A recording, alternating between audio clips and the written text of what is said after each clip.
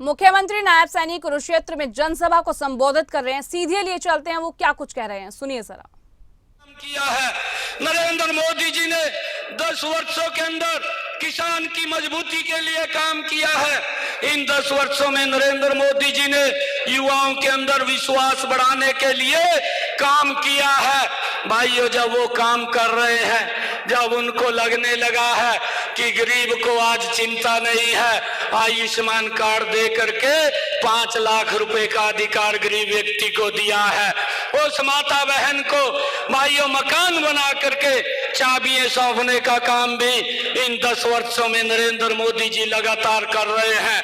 4 करोड़ से ज्यादा मकान बना करके लगातार गरीबों को देने का काम ये हमारी सरकार कर रही है। और भाइयों, जब गरीबों के हित के अंदर उन माताओं बहनों के घर के अंदर भाइयों 11 करोड़ ऐसी माताएं बहनें थी जो शाम सूरज ढलने का इंतजार करती थी, उनके घर में इज्जत घर देने का काम भी ये नरेंद्र मोदी जी ने किया है। और भाइयों, जो कांग्रेस के लोग थे, कांग्रेस के बड़े नेता थे, ये राहुल गांधी, ये इंडी गठबंधन के लोग, जितनी भी योजनाएं नरेंद्र मोदी जी लेकर के आए हैं, हर योजना का विरोध इन लोगों ने किया है। चाहे वो प्रधानमंत्री किसान सम्मान निधि थी, उसका विरोध कांग्रेस ने किया। चाहे प्रधानमंत्री फसल बीमा योजना थी, उसका विरोध कांग्रेस ने किया। चाहे गरीब व्यक्ति को 5 लाख रुपए का आयुष्मान कार्ड दिया, उसका विरोध कांग्रेस पार्टी ने किया। चाहे घर बैठे हुए उसका बीपीएल कार्ड बना, उसका विरोध भी कांग्रेस ने किया। चाहे उसका भाइयों फैमिली आईडी बनी, उसका भी विरोध कांग्रेस ने किया। 50 करोड़ लोगों को भाइयों जनधन खाते के माध्यम से उनका बैंक में खाता खोलने का काम ये नरेंद्र मोदी जी ने किया, उसका विरोध भी कांग्रेस ने किया। अरे जितनी योजनाएं नरेंद्र मोदी जी लेकर के आए हैं, उन सब योजनाओं का विरोध कांग्रेस के लोगों ने किया है। भाइयों, इस बात को भी हमने समझना है। परंतु मैं आपको कहना चाहता हूं, जब इतने काम नरेंद्र मोदी जी कर रहे हैं, मैंने तो कुछ काम ही गिनाए हैं, अभी और बहुत सारे ऐसे काम हैं जो इस देश प्रदेश के हित के अंदर लोगों को डायरेक्ट योजना के साथ जोड़ करके ये लाभ देने का काम कर रहे हैं। जब इतने काम नरेंद्र मोदी जी कर रहे हैं तो कांग्रेस की हालत खराब हो रही है, कांग्रेस का पेट खराब हो रहा है। और आज एक सहारा ले रहे हैं, वो सहारा ले रहे हैं झूठ का सहारा लेकर के, वो भ्रम की स्थिति पैदा करना चाहते हैं। मैं कुरुक्षेत्र की सरदारी को ये आग्रह करना चाहता हूं, मैं प्रदेश के लोगों को आज इस मन से आग्रह करना चाहता हूं, मैं देश के लोगों को इस मन से आग्रह करना चाहता हूं कि इन घमंडिया गठबंधन के लोगों की बात में मत आना। ये लोग झूठ बोल करके वोट लेने का काम करते हैं और फिर लोगों को उसकी हालात के ऊपर छोड़ देते हैं और शोषण करते हैं, गरीब का भी शोषण करते हैं, देश को भी लूटने का काम ये लोग करते हैं। परंतु भाइयों, हमारे सामने है, ये लोग अब इस प्रकार का झूठ बोलते हैं। इन्होंने कहा, अपने घोषणा पत्र के अंदर कहा, मुझे तो बड़ा आश्चर्य लग रहा है जो राहुल गांधी साहब ने ये बातें कही हैं कि हम हर गरीब के खाते के अंदर 1-1 लाख रुपया पहुंचाएंगे। भाइयों, 46 करोड़ का ये बजट हमारे देश का है और ये राहुल गांधी साहब घोषणा करता है कि मैं 50 लाख करोड़ रुपया गरीब लोगों को दूंगा। और 46 लाख करोड़ का तो बजट है, तो 50 लाख करोड़ कहां से दे देगा? कितना बड़ा झूठ ये गरीब व्यक्ति को गुमराह करने का भाइयों ये कांग्रेस के घमंडिया गठबंधन के लोग कर रहे हैं। भाइयों, अब इसने कहा है, इसने एक बात कही है कि मैं एक झटके के अंदर गरीबी को समाप्त कर दूंगा। भाइयों, इनसे पूछना चाहते हैं, मैं आज इस ऐतिहासिक भूमि, ये भगवान श्री कृष्ण की भूमि जहां पर न्याय और अन्याय का युद्ध लड़ा गया, उस भूमि से मैं उन लोगों को ये पूछना चाहता हूं कि आपने जो ये बात कही है कि मैं एक झटके के अंदर भाइयों गरीबी को समाप्त कर दूंगा। अपने परिवार की तरफ तो देख लेता कि आपकी दादी ने 70 के दशक में एक बात देश के अंदर कही थी कि हम गरीबी हटाएंगे, और 55 साल तक लोग, 60 साल तक लोग इसी भाइयों भ्रम के अंदर वोट देते रहे कि गरीबी हटेगी, परंतु गरीबी नहीं हटी। और इनके पिताजी बोलते थे कि मैं तो दिल्ली से 1 रुपया भेजता हूं, कुरुक्षेत्र में 15 पैसे रह जाता है।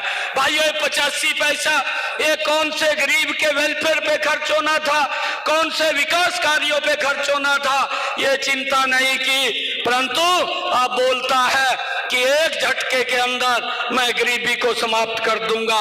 ये बड़ा झूठ, ये बोलने का काम ये लोग करते हैं। और भाइयों मुझे बताते हुए आप लोगों के बीच में एक और इनका झूठ हमारे सामने है। इन्होंने कभी भी ओबीसी समाज को एक वोट बैंक के रूप में इस्तेमाल किया है, उनको कभी भी सम्मान नहीं दिया। भाइयों ओबीसी और दलित भाइयों के आरक्षण में अपने वोट बैंक को वो देखते थे कि हमारा ये वोट बैंक है, और उस वोट बैंक को लेकर के उनको ऊपर शोषण करने का काम करते थे। और आज भी इन्होंने जो कार्य किया है वो दुर्भाग्यपूर्ण है। इन्होंने धर्म के आधार के ऊपर, कर्नाटक में इनकी सरकार है, और धर्म के आधार के ऊपर आरक्षण देने का वहां पर जघन्य अपराध ये कांग्रेस पार्टी ने किया है, जिसको ये देश कभी भी स्वीकार नहीं करता। ये देश को तोड़ने वाले लोग हैं, ये देश को कमजोर करने वाले लोग हैं, परंतु नरेंद्र मोदी जी ने इस बात से आश्वस्त किया है।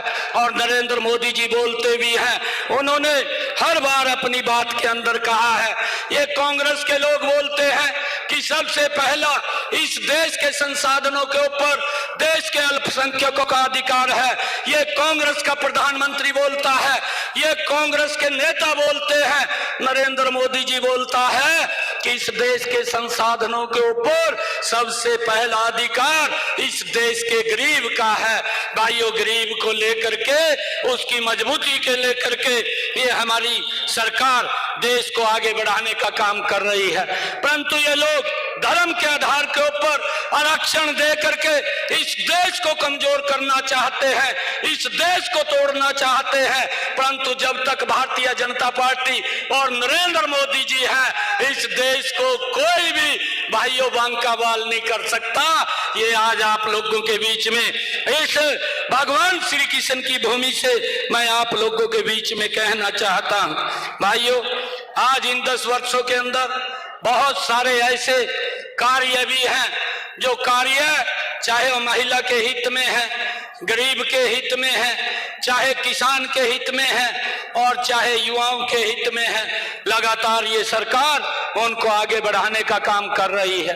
मैं आज अपने परिवार के अंदर आज आप लोगों से मैं शीश नवा करके प्रणाम भी करता हूं कि आप के ही आशीर्वाद से आज नरेंद्र मोदी जी ने, आज जगत प्रकाश नड्डा जी ने, और आज हमारे अमित शाह जी ने, आदरणीय मनोहर लाल जी ने भाइयों ये चंडीगढ़ में जिम्मेवारी दी है। मैं आप लोगों से उस आशीर्वाद की भाइयों अपेक्षा करता हूं कि आपका ऐसा आशीर्वाद मिले कि इस जिम्मेवारी को मैं 100% पूरा कर सकूं।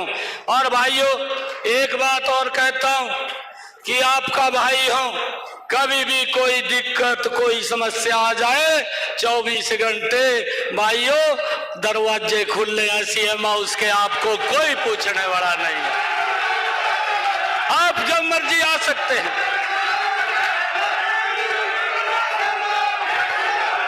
आप जब मर्जी आ सकते हैं। मैं आप लोगों से यह संकल्प लेता हूं, अरे आज देश बोल रहा है, आज देश ने तय कर दिया है, हम देख भी रहे हैं 2014 में भाइयों इस देश ने नरेंद्र मोदी जी को 282 सीटें दी थी, और उसने देश को एक स्वच्छ एक मजबूत नींव रखने का काम किया। एनडीए को 336 सीटें दी थी और जब 5 वर्ष के बाद भाइयों चुनाव दोबारा आया, इसी देश ने नरेंद्र मोदी जी के ऊपर बड़ा विश्वास किया और नरेंद्र मोदी जी को 303 सीटें दी। एनडीए को 353 सीटें दे करके दूसरी बार प्रधानमंत्री बनाया। ये 2024 4 जून को जब रिजल्ट आएगा, देश एक ही बात बोल रहा है और वो बोल रहा है अब की बार, अब की बार, अब की बार। ये पूरा देश बोल रहा है। अब मैं आज ये कांग्रेस के लोगों को, ये घमंडिया गठबंधन के लोगों को आज मैं कहना चाहता हूं, इस भगवान श्री कृष्ण की भूमि के ऊपर आकर के देख ले, जो हमारे लोग आज यहाँ की जनता एक बात बोल रही है, नरेंद्र मोदी अब की बार, अब की बार 400 पार सीटें दे करके तीसरी बार प्रधानमंत्री बनाने का काम ये देश की जनता कर रही है। भाइयों, हम ये संकल्प लेकर के जाएंगे।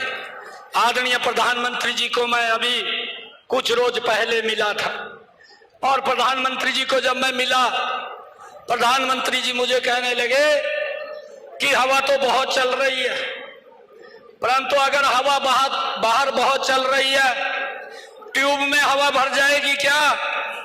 मैं आपसे पूछना चाहता हूं कि अगर बाहर 400 की स्पीड से हवा चल रही है और ट्यूब में हवा भरनी है, क्या भर जाएगी? क्या भरेगी? नहीं। कैसे भरेगी? कैसे भरेगी ट्यूब के अंदर हवा? ट्यूब के अंदर हवा भरने के लिए पंप की जरूरत है और मेरी सरदारी है सारी की सारी बैठी है।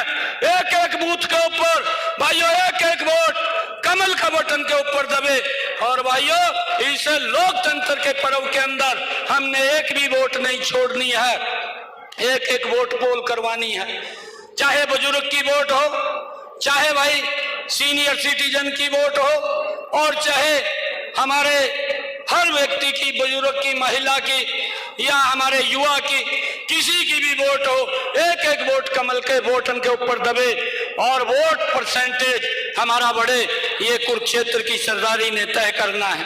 भाइयों, जब हम देखते हैं कि आज हमारे लिए ये भी बड़ी खुशी की बात है, जिन लोगों ने जीएसटी का विरोध किया था, जो लोग जीएसटी का आज भी वो बोलते हैं, आज भी ये बोलते हैं, अपने मैनिफेस्टो के अंदर लिखा है, ये यहाँ कुरुक्षेत्र की सरदारी बैठी है।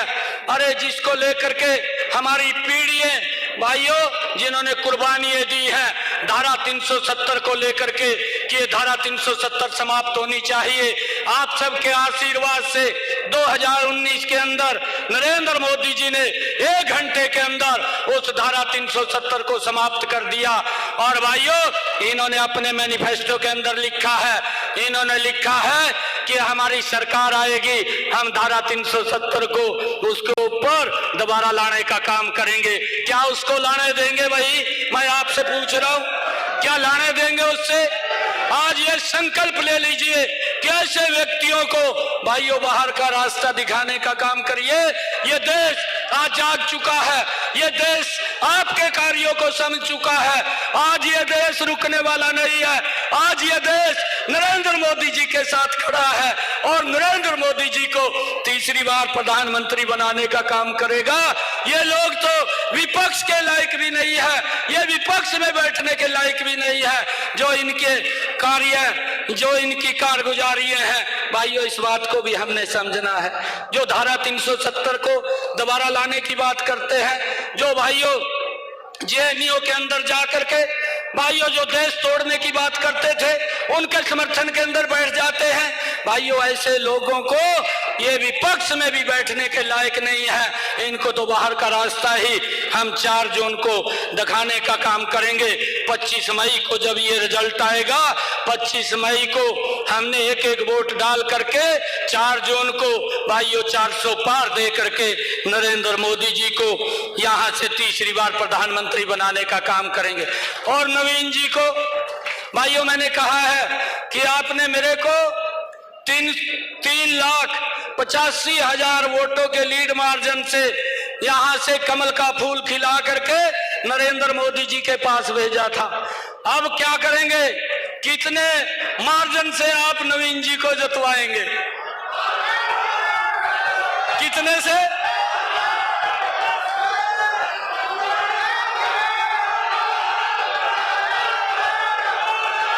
पिछले वाले 5 लाख 5 लाख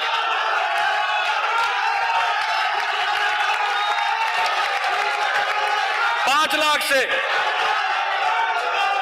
प्रधानमंत्री जी पूछते हैं, प्रधानमंत्री जी देखते भी हैं, तो कह दूं मैं भी संकल्प लिया है कुरुक्षेत्र वाला में, बोल दूं प्रधानमंत्री जी को दोनों हाथ खड़े करके भारत माता के, भारत माता के, वंदे वंदे नरेंद्र मोदी, नरेंद्र मोदी। अब की बार, अब की बार, अब की बार, फिर एक बार, फिर एक बार। बहुत बहुत धन्यवाद। जय हिंद, जय भारत, जय भारत माता।